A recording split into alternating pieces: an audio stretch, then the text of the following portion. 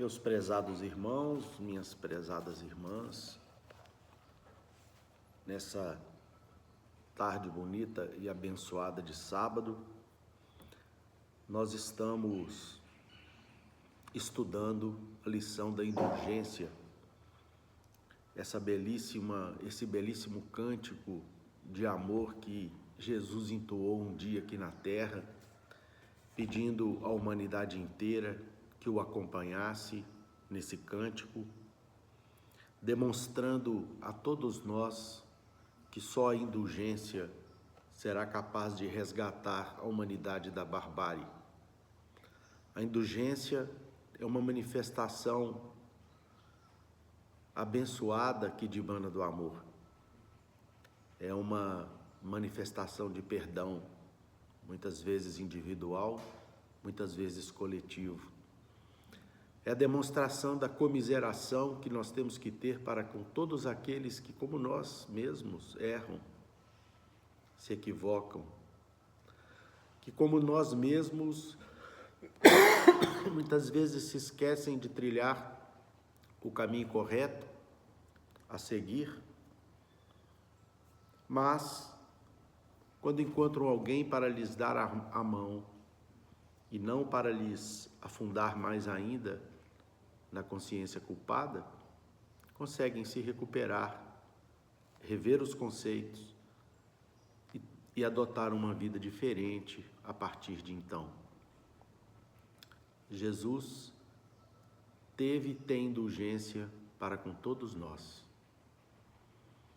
Ele teve indulgência para com seus discípulos, que muitas vezes se equivocaram, dando tempo a cada um deles, para que, revendo as suas atitudes, os seus pensamentos, os seus conceitos, eles pudessem compreender a boa nova que o Mestre anunciava e da qual eles próprios seriam abençoados anunciadores, abençoados arautos. Então nós temos que avaliar a indulgência como uma necessidade absoluta de nós cultivarmos em nossas vidas. E no Evangelho nós encontramos esse fato ocorrido com aquela mulher aos quais os fariseus apontavam, acusavam como sendo pecadora, e um pecado que lhe custaria a vida pelas tradições daquele tempo. Jesus, então, utiliza inicialmente do silêncio. Posteriormente, escreve na areia. E depois que aqueles que o interpelavam indagam sobre a sua sentença em relação àquela mulher, Jesus faz com que eles apontem por si mesmos as suas consciências. E todos aqueles cidadãos, a começar pelos mais velhos, ao apontarem para suas próprias consciências, compreenderam que eles, por um instante, que eles estavam cheios de pecados e se afastaram daquela praça pública. E o que é lindo, não bastasse ao exame de consciência coletivo que Jesus impôs àquela pequena multidão, o que por si só é fantástico e demonstra o poder do Mestre, poder esse que ele utiliza nos momentos cruciais da sua passagem aqui entre nós, sempre para exaltar o bem e o amor, nunca para gerar a violência, diga-se de passagem. Nós vamos encontrar Jesus num diálogo com aquela mulher, dizendo a ela que ele também não a condenaria, e apenas exortando-a para que não pecasse mais os pecados da vida. Meus irmãos, queridos irmãos, não julgueis a fim de que não sejam julgados. E diante dessa constatação, o nosso querido Chico Xavier, o amorável médium de Pedro Leopoldo. Essa criatura doce e iluminada com a qual tivemos a bênção de sermos contemporâneos, ele expressa uma frase que eu nunca esqueço: a mim me dou o dever de ser cada dia melhor. Aos outros eu dou o direito de ser como são. Essa frase expressa exatamente o dever que nós temos em relação aos nossos semelhantes, o dever de entendê-los, o dever de aceitá-los, o dever de ajudá-los, sejam eles como forem.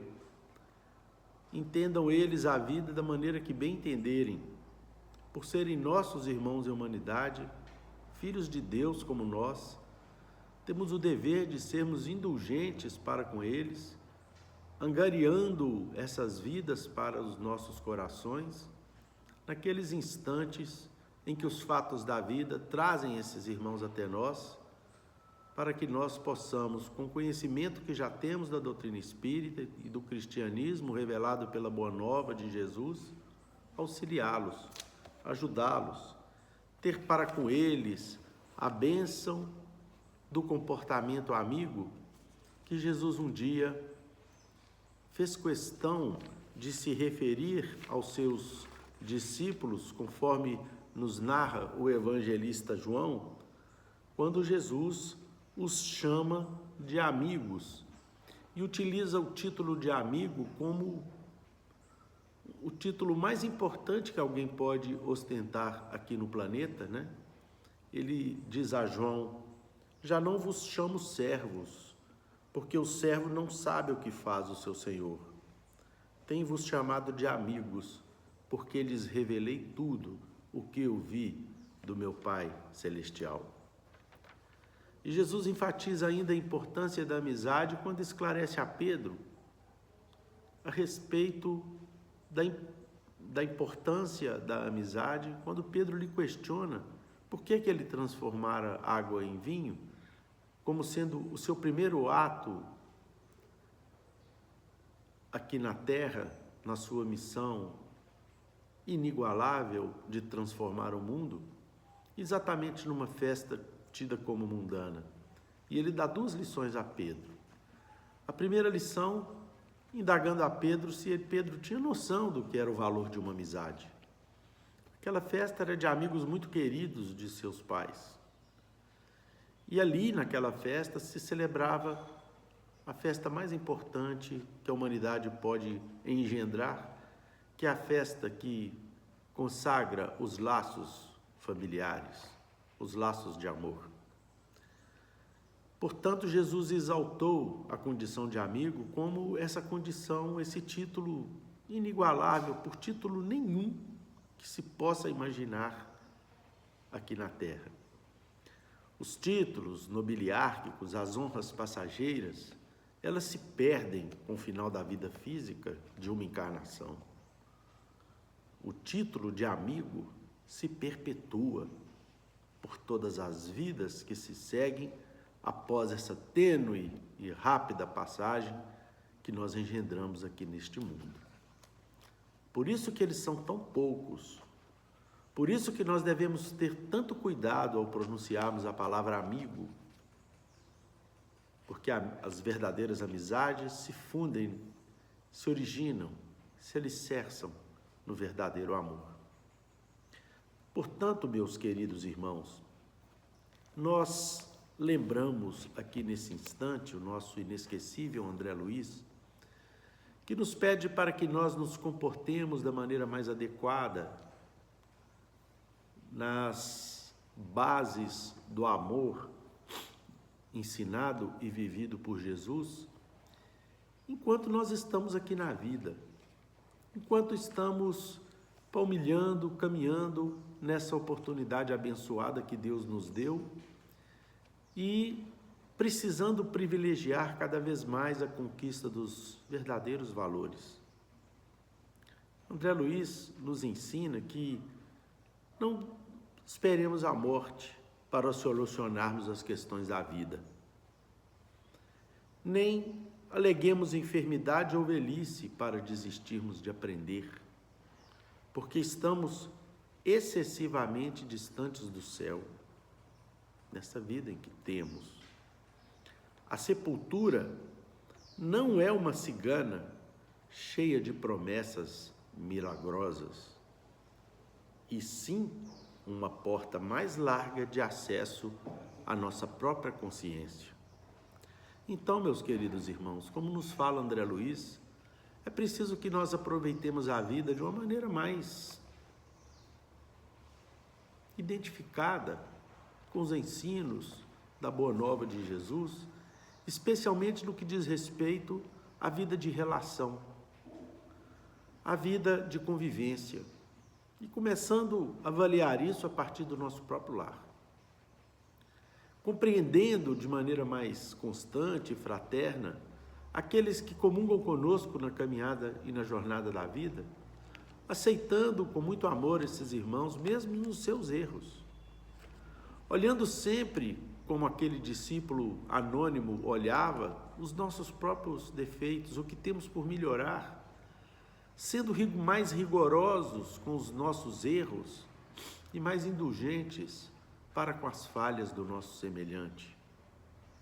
É preciso que nós aprendamos que o desafio de viver é uma das razões fundamentais de nós estarmos vivendo nessa experiência que o Pai nos concedeu, que valerá bem pouco se nós não a utilizarmos no sentido de aprimorar essa capacidade de aceitar o nosso semelhante, respeitá-lo, amá-lo, auxiliá-lo, ajudá-lo, sendo solidário, independente com esse nosso próximo, independente da sua situação passageira ou da situação passageira que ele ostenta aqui no mundo. Amando os nossos irmãos, simplesmente porque são nossos irmãos, independente de serem ricos, pobres, cultos ou incultos, independente daquilo que eles ostentam nessa vida ou que ostentaram em outra, amar por amar, como dever inarredável das nossas vidas, tendo paciência, tendo calma com aqueles que ainda não compreenderam o que nós, às duras penas, já compreendemos. André Luiz nos fala que é fundamental sabermos viver bem, especialmente em relação àqueles que nos cercam, porque só assim nós poderemos ser felizes. Como que nós vamos conseguir ser felizes conosco mesmo se nós estamos em guerra constante com aqueles que estão em torno de nós? Trazendo sua consciência tranquila nos deveres que a vida lhe deu a cumprir, você pode e deve viver sua vida tranquila, sem qualquer necessidade de ser infeliz. Ou seja, a felicidade ou o estado de felicidade relativa que nós temos como usufruir aqui na Terra vai depender profundamente das escolhas que nós fazemos em cada minuto da nossa vida, em cada instante da nossa caminhada, dos julgamentos severos ou indulgentes que fazemos ao nosso próximo. Jesus, quando estava sendo crucificado ao lado de dois malfeitores que foram julgados pela sociedade, um deles, humildemente, considerado pela cristandade, pelas escrituras como bom ladrão, que foi Dimas, pede ao Cristo que ele tivesse misericórdia e o levasse junto com ele para o reino que ele pregava.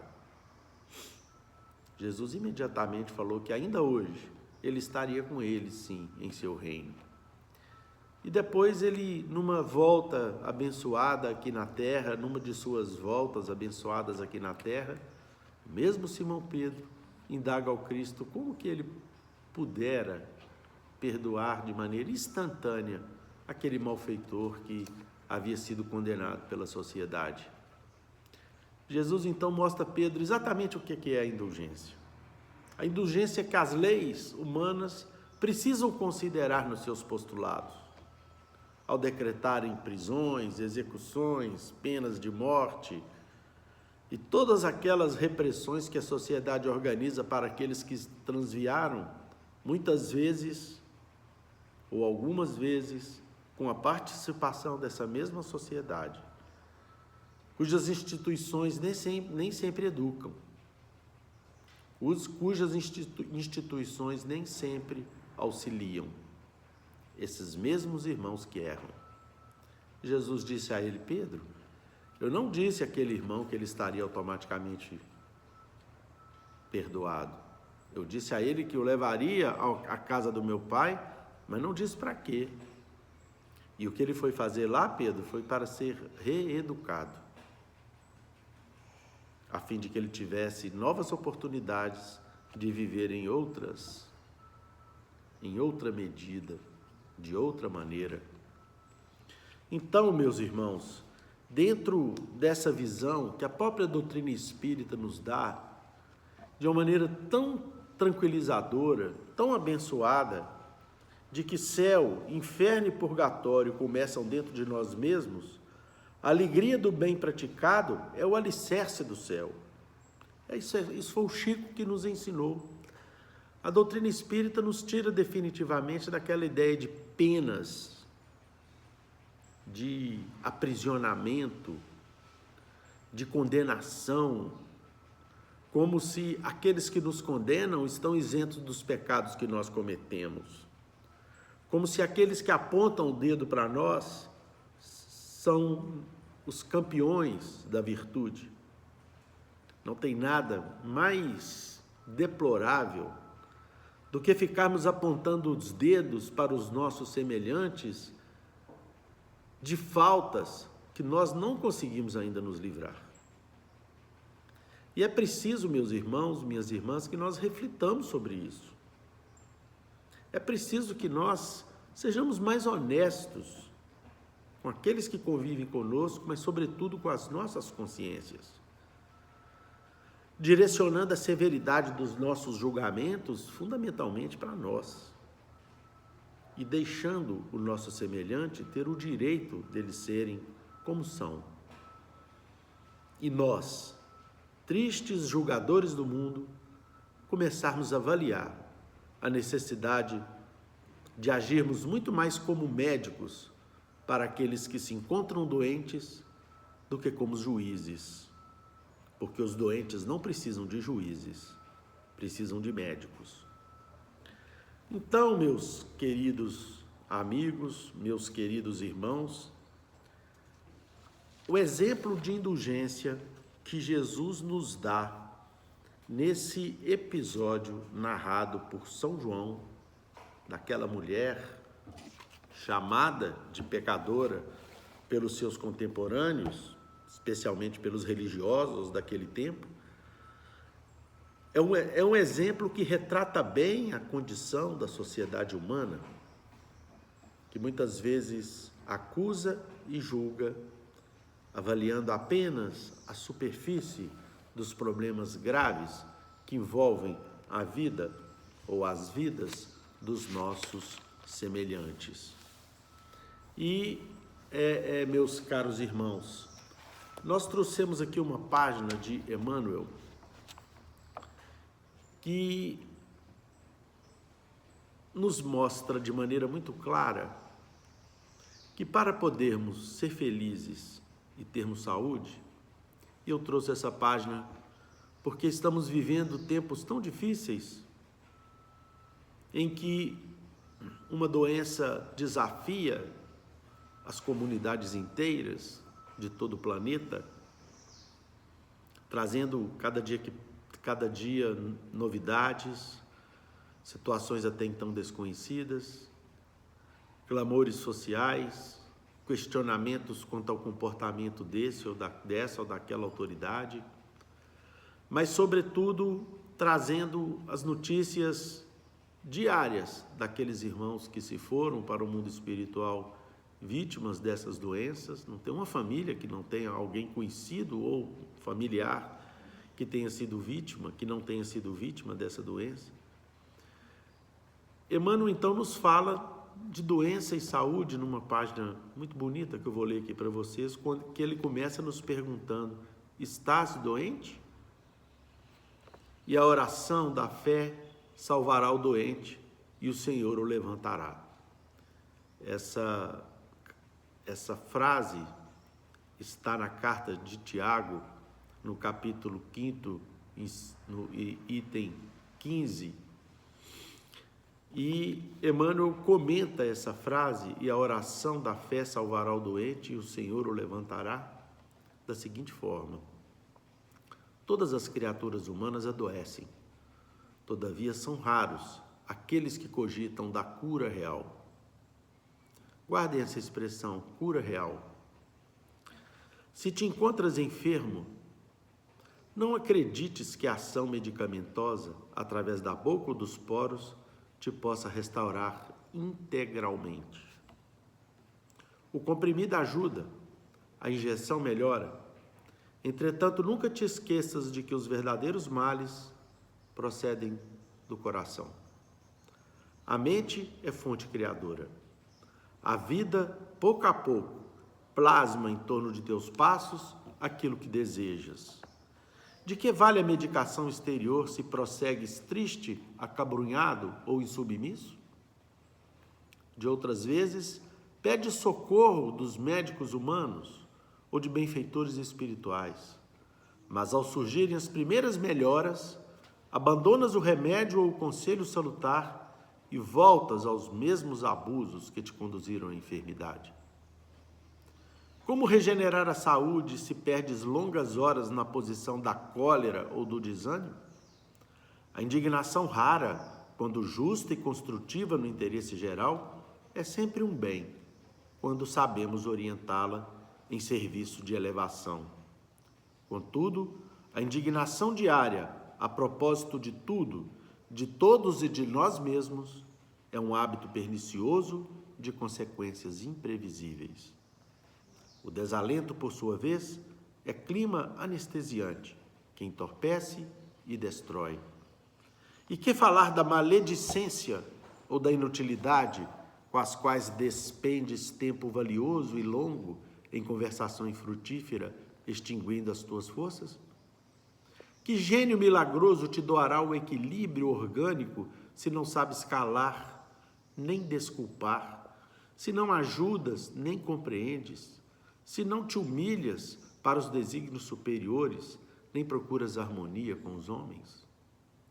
Por mais doentes, meu amigo, acima de qualquer medicação, aprende a orar e a entender, a auxiliar e a preparar o coração para